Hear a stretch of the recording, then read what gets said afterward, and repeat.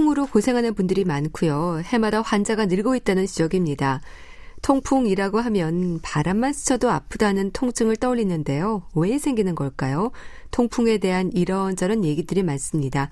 한양대학교 병원 류마티스 내과 최천범 교수 모셨습니다. 안녕하세요. 네, 안녕하세요. 네, 교수님, 통풍이라고 하면 통증과 맥주를 떠올립니다. 어떻습니까? 일단 통증이 상당하죠? 네, 그렇습니다. 우리가 사람들이 느끼는 통증은 여러 가지가 있을 텐데요. 네. 그중에서 통풍이 5손가락 안에 들 정도로 우리가 느낄 수 있는 가장 심한 통증을 느낄 수 있는 질환 중에 하나입니다. 네. 흔히 산통, 치통, 생리통 얘기하는데 그 통풍도 그에 못지않은 심한 통증을 유발하는 질환이기 때문에 아주 극심한 통증을 가져오는 병이어서 문제가 됩니다. 예, 뭐라고 환자분들이 표현을 하시나요? 일단 아픈 것뿐 아니라 예. 아무것도 못할 정도로 일상생활이 전면적으로 금지될 정도로 아파서 아무것도 못하는 상태이기 때문에요. 예. 또 이게 문제가 서서히 아파오는 게 아니라 어느 날 갑자기 아픕니다. 갑자기? 그렇습니다. 그래서 전날 아무 문제 없이 주무셨는데 예. 아침에 극심한 통증과 함께 깼는데 딛지 못하고 걷지 못할 정도로 갑자기 통증이 심하게 오는 병이기 때문에 네.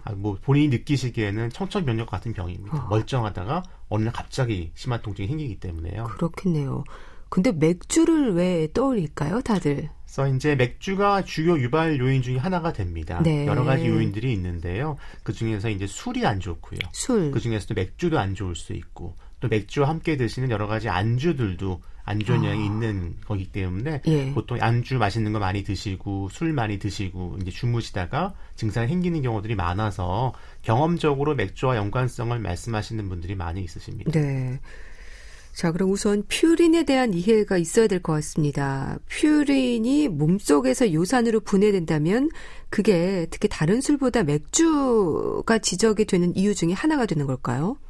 그래서 이제 사실 그 퓨린이란 물질도 중요하고요. 예. 요산으로 변환이 되는 게 중요한데 요산이 문제는 몸에서 분해가 되지 않기 때문에 쌓여서 문제가 되는 겁니다. 정상적으로도 요산은 생기는 물질이고 또 우리 몸에도 꼭 필요한 물질이기 때문에 적당한 농도로는 유지를 하는 게 중요한데 네. 외부에서 많이 들어오거나 밖으로 빠져나가지 못하거나 하면 몸에 쌓이게 되는 거고요. 예. 몸에 쌓이게 되면 통풍과 같은 문제를 일으키게 됩니다. 문제는 그 요산을 만드는 전구 물질인 퓨린이 맥주에 꽤 많이 들어 있습니다. 우리가 이제 메가라고 하는 맥주의 원료에 많이 들어 있기 때문에 문제가 되고요. 예. 거기에 더해서 술, 알코올 자체가 요산이 배출되는 것을 억제하기 때문에 그 두 가지 안 좋은 것들이 모이면서 맥주를 많이 드시게 되면은 통풍이 생길 위험이 높아지는 거고요. 네. 하지만 한 가지 오인하는 거는 맥주만 나쁜가 그렇지는 않습니다. 모든 술이 다 안 좋고요. 사실 이제 맥주가 도수가 좀 낮고 많이 드시게 되고 하기 때문에 문제가 되는데 같은 양을 드신다 그러면 사실 더 독한 술인 소주가 더 안 좋습니다. 그렇군요. 그렇기 때문에 맥주만 안 좋은 것은 아니고 예. 가능한 모든 술을 덜 하시는 게 필요하고요. 네. 그중에서 특히 여러 가지 맥주 안주도 그렇고 맥주에 들어있는 메가도 그렇고 한 가지 중요한 요인이긴 하긴 하지만은 다른 술도 마찬가지입니다. 예. 술이 그렇게 안 좋고 그리고 육식을 즐기는 습관도 통풍의 위험을 높이는 건가요? 흔히 황제병이라는 이름으로도 불리긴 하는데요. 네, 그렇습니다. 이게 그 퓨린이라는 물질이 들어있는 음식들이 여러 가지가 있는데요. 네. 알코올도 대표적으로 요산은 이제 못 빠져나가게 하는 물질이 될 것이고 몸에 퓨린을 많이 들어가게 해서 요산을 많이 만들어가는 것 중에서 지방기 많은 고기들이 문제가 되고요. 특히 가장 안 좋은 것은 내장류입니다. 그래서 곱창이나 그런 알탕 그런 것들이 상당히 안 좋을 수 있고요. 네. 그 외에도 여러 가지 음식들 중에서 퓨린 들어가 있는 음식들이 통풍을 유발하기 때문에 그런 음식들이 좋지 않고 또 이제 이러한 통풍이 생기는 데는 여러 가지 다른 가치 있는 요인들이 있는데 그 중에서 비만, 운동 부족, 고지혈증, 고혈압 같은 병들이 동반되기 때문에 네. 그런 것들이 많이 있는 과거의 귀족들 이제 활동을 많이 안 하고 좋은 거 많이 드시고 이제 조금 그 비만인 경우들이 많이 있을 수가 있고요. 네. 그래서 그런 분들이 여러 가지 통풍이 안 좋은 조건들을 다 갖추고 있었기 때문에 잘 생겼을 것이고 사실 역사상에서 우리가 유명했던 사람들 중에 통풍 있는 사람들이 많이 있습니다. 유제품은 사실 저지방 유제품은 오히려 도움이 됩니다. 네. 그래서 저지방 요구르트나 저지방 치즈 같은 것들은 양이 많지 않다 그러면은 오히려 통풍에 도움이 될 수 있는 음식이기 때문에 그 저지방 그 유제품은 복용하시는 게 오히려 좋고요. 네. 생선도 다 안 좋은 건 아니고 특히 이제 등푸른 생선이라고 일반적으로 저희가 건강에 좋다고 생각하는 생선 종류인데 그 등푸른 생선에 퓨린이 많이 있기 때문에 특히 뭐 정어리나 고등어 그런 것들이 조금 안 좋을 수가 있고요. 그 외 생선들은 크게 나쁘지 않을 수가 있고 네. 하지만 이 모든 것들을 뭐 전혀 안 먹어야 되냐 그건 아니고요. 과도하게 섭취하지 않으면 상관이 없는 것이고 우리가 일반적으로 그 생선은 그렇게 많이 한꺼번에 먹기는 어렵습니다. 그렇죠. 그래서 그렇게 생선이 문제되기보다는 주로는 이제 지방이 많은 부위들 고기가 더 안 좋을 수 있고 예. 특히 내장류. 내장류. 최근에 이제 뭐 곱창 그런 것들도 많이 유행인데 그런 것들이 특히 통풍에는 안 좋을 수 있기 때문에 그런 것들은 뭐 피할 수 있으면 좀 피하는 게 도움이 되실 겁니다. 네. 통풍이 비교적 갑자기 찾아온다고 하셨는데 초기 증상은 없습니까? 전구 증상은 대부분 없습니다. 예. 그래서 어느 날 갑자기 전날까지 아무 문제가 없으시다가 갑자기 문제가 생기는 거고요. 그 갑자기 생기는 문제는 보통 하루 이내에 아주 최고조에 도달할 정도로 빨리 시작해서 급격하게 나빠집니다. 예. 그리고 나서 다행히도 저희가 암을 치료하지 않아도 일주일이면 좋아집니다. 왜냐하면은 요산이란 물질이 우리 몸에서 많아지게 되고 관절에 침착을 해서 문제를 일으키면은 우리 몸에서는 그걸 분해하려는 물질들을 만들어내면서 분해를 시키기 때문에 한 일주일 정도 시간이 지나면 좋아지긴 하는데 네. 문제는 그 일주일이 아무것도 못할 정도로 극심한 통증이 지나가는 시간이기 때문에 문제가 되는 거고요.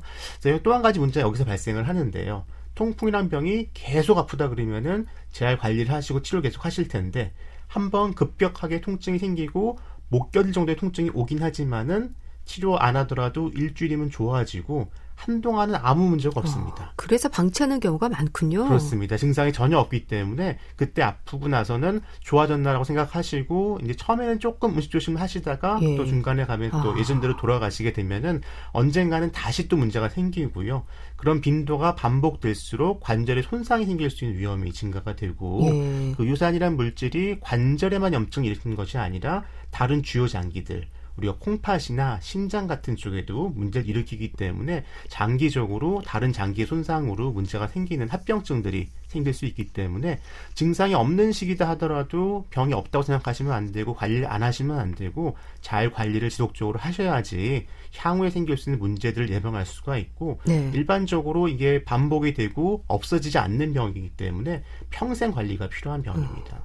그럼 그렇게 요산 수치가 높을수록 콩팥과 심장 질환의 위험이 높아진다는 건 왜 그런 건가요? 그래서 요산이 하는 여러 가지 역할들이 있을 텐데요. 예. 그중에 한 가지가 염증을 유발하는 것입니다. 염증. 네, 염증이 유발이 되면서 혈관 쪽에 염증이 유발이 되면은 혈관 쪽에 이상이 생기면서 혈관이 막혀버리는 그렇겠네요. 질환들이 생기기 때문에 심근경색이나 뇌졸중 같은 병들이 생길 수가 있고요. 네. 요산 물질 자체가 콩팥 쪽에는 손상을 일으키는 안 좋은 요인으로 작용을 합니다. 그래서 그 자체가 신장 기능을 떨어뜨릴 수 있는 위험 인자이기 때문에 요산이 높게 오래 유지가 되면은 콩팥 기능이 떨어지는 문제가 생겨서 네. 실제로 신기능이 저하되는 문제가 생기는 경우들이 장기적으로 올 수 있기 때문에 그런 것들이 생기기 전에 잘 관리를 해서 예방하는 것이 중요하겠습니다. 예.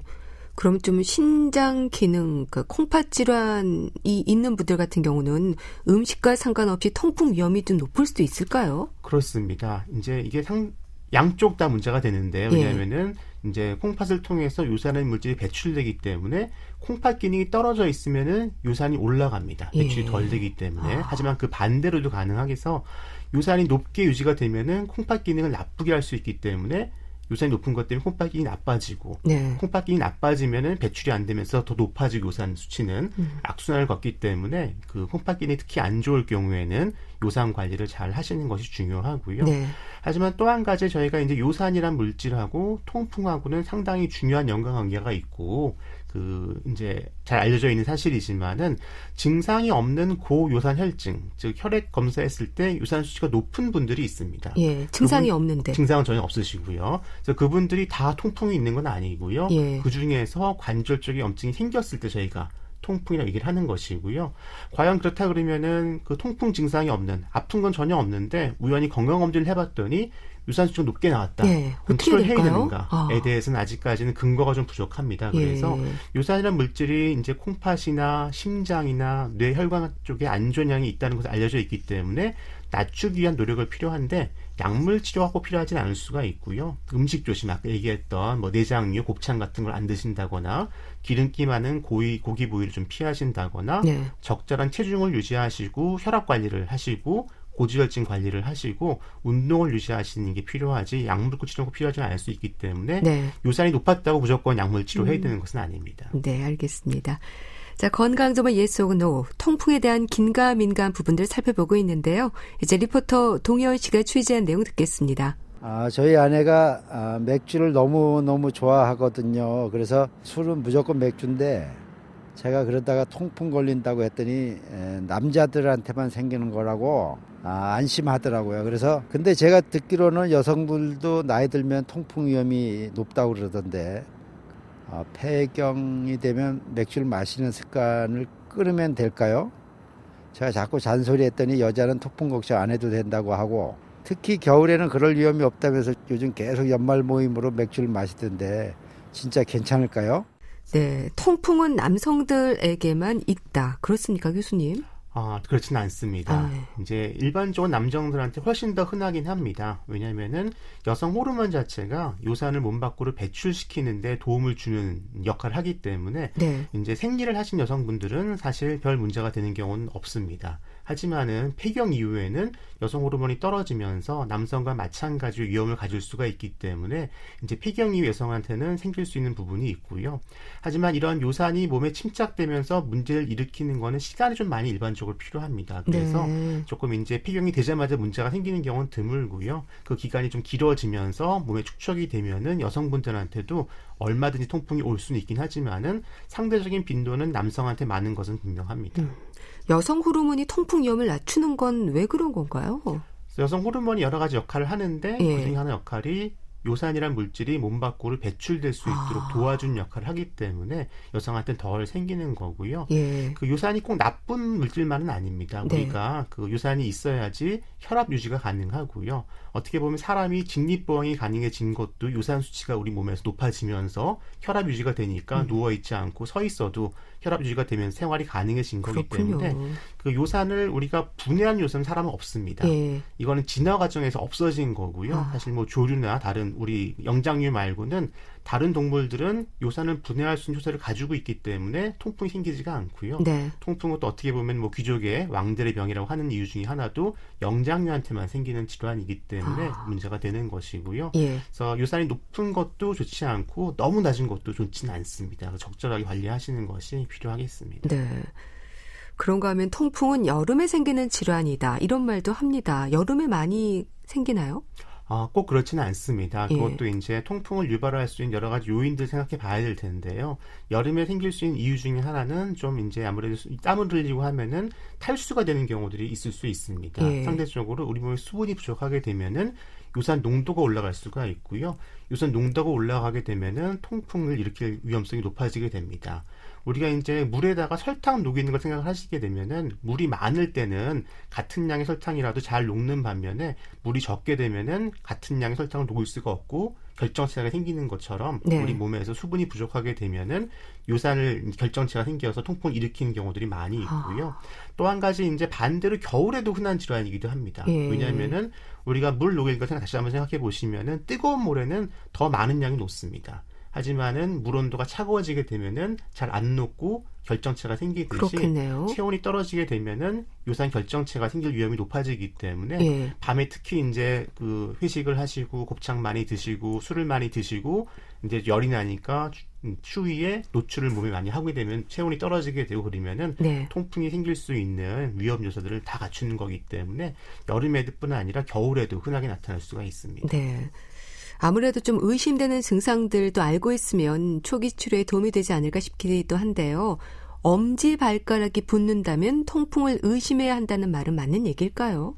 네, 엄지발가락이 통풍이 가장 잘 생기는 부위입니다. 예. 그것도 마찬가지로 우리 몸에서 가장 체온이 낮은 부위가 발끝이기 때문에 그 낮은 부위에서 결정체가 생길 위험이 높아지게 되고 예. 그렇기 때문에 엄지발가락 쪽이 통풍이 생길 수 있는 위험이 가장 높은 부위입니다. 하지만 그 외의 관절에도 얼마든지 생길 수 있는 가능성은 있고요. 네. 우리가 어쨌든 이렇게 염증이 생기는 관절염들은 여러 가지 병들이 있는데 그 중에서도 통풍과 다른 병들을 좀 구분할 수 있는 가장 중요한 관점은 한 관절에 생기는 겁니다. 보통 다른 관절염은 여러 개의 관절에 동시에 생기는 경우들이 종종 있는데 예. 통풍은 일반적으로 한 개 관절에만 생기는 한 개 경우가 관절. 제일 흔하고요. 또 한 가지는 다른 염증성 관절염은 비교적 빨리 진행을 하더라도 상당히 서서히 진행이 되는 반면에 예. 통풍은 아프기 시작하면은 하루 내에 최고에 도달할 정도로 급격하게 진행하는 상태를 보이기 때문에 그런 양상들을 고려하신다 그러면은 통풍 급성 발작이 왔을 때는 비교적 쉽게 통풍이라고 알 수 있는 부분이 있고요. 네. 하지만 한 가지 꼭 이제 감별해야 될 것은 우리가 균 때문에 생기는 관절염도 있습니다. 뭔가 외부에서 균이 들어와서 관절에 염증을 일으킬 때도 한 개의 관절에 갑자기 문제가 생기는 경우가 있기 때문에 네. 그렇게 그런 증상을 보인다고 할 때 통풍을 의심하기 전에 혹시 균이 들어와 생기는 그 감염성 관절염은 아닌지 한번 확인하는 것이 꼭 필요하겠습니다. 네. 자, 그렇다면 통풍의 재발을 겪는 환자들에게 강조하고 싶은 말이 있으시다면요?